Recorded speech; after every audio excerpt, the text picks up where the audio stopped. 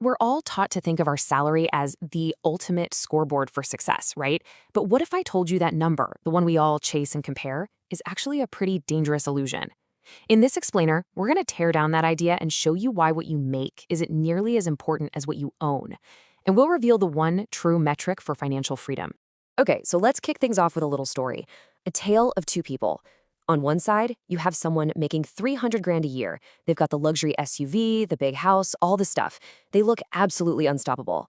And on the other side, someone making 80,000. They're driving a paid-off Toyota, living in a modest home. They just look, well, kind of average.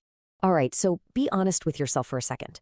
If you had to put your own money on who is truly the richer person here, who are you picking? I mean, every instinct we have, everything society has kind of drilled into us, points in one very obvious direction. But here's the twist. You'd probably be wrong. And understanding exactly why is probably one of the single most important financial lessons you could ever learn. And this gets us right to the heart of the problem, what we're calling the income illusion. It's this trap, this belief that our salary is the end-all, be-all measure of success. But that way of thinking ignores a massive, crucial truth about money. And here it is, the main takeaway. Income is not wealth. They are two totally different things. And confusing them, thinking they're the same, is a recipe for financial trouble. I don't care if you're making $50,000 or $500,000 a year. I mean, think about it for a second. Your income is really just a transaction. You trade your time and skills, and a company gives you money. But then that money immediately starts disappearing, right? Taxes, rent, car payments, poof, it's gone. The real danger here is that it feels so permanent, like this steady river of cash that'll never stop. But one layoff, one unexpected health issue, and that river can get turned off like a faucet, instantly. This slide, I love this because it just nails the difference. Income is your speed. Net worth is your distance traveled. You could be flooring it at 200 miles an hour, but if you're just driving in circles on a racetrack, you're not actually getting anywhere. It's just an illusion of progress. Meanwhile, someone else, cruising at a steady 50 miles an hour in a straight line, is making real, actual progress toward a destination. So if income isn't the real scoreboard, what is? Well, the answer is net worth. This is it. This is the one number that doesn't lie. It tells the complete truth. And what I love is how simple the formula is. It's just what you own, your assets, minus what you owe, your liabilities. That's it.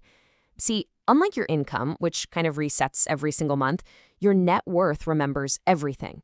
It remembers that credit card debt, sure, but it also remembers every single dollar you invested. It tells the whole story. You could literally calculate this on a napkin right now. List out your savings, your retirement accounts, your home value, then subtract your mortgage, car loan, any debts. That number, that's your real starting point. But here's a super important distinction. Not all assets are created equal. I mean, that fancy luxury car is technically an asset on paper, but it's losing value every single day you own it. True wealth is built on appreciating assets, things that actually grow in value or generate more income for you, like stocks or real estate or owning a piece of a business. Why? Because they're productive. They're out there working for you 24/7, unlike a car which just sits in your driveway costing you money. So, this brings us to the single biggest reason high incomes so often fail to turn into actual wealth. It's a trap that is so easy to fall into.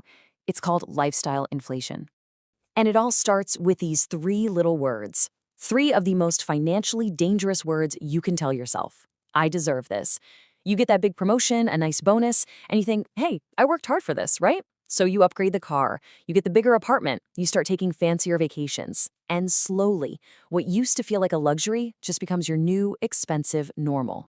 And the math here is it's brutally simple. If your income jumps by 20%, but your spending also jumps by 20% to match it, well, your wealth hasn't actually changed at all. You're just running faster on the exact same hamster wheel. But if your income goes up 20% and you only let your spending creep up by, say, 5%, boom, now you've created a surplus. And that gap, that surplus, is where all the magic happens. Let's go back to our two people from the beginning. Person A, making $300K but spending $290K, they only have a tiny $10,000 surplus at the end of the year. They are incredibly fragile. One bad month, one big unexpected bill, and they're in real trouble. But person B, making $80K and only spending $50K, They have a massive $30,000 surplus. They are powerful. Because true financial power doesn't come from the size of your paycheck, it comes from the size of your savings rate. Okay, so we've spent a lot of time on the problem. Now let's shift gears and talk about the solution. How do we actually start converting that temporary income into lasting, real independence? Let's just play this out over a decade. In year 1, the high earner buys that flashy SUV. The modest earner just quietly invests 20% of their income. By year 5, one person is taking these amazing vacations for their Instagram feed, while the other person's investment portfolio is starting to compound. It's growing all by itself. Fast forward to year 10. Person A has a great collection of photos and memories, but also a lot of debt and not much else to show for that huge income. Person B?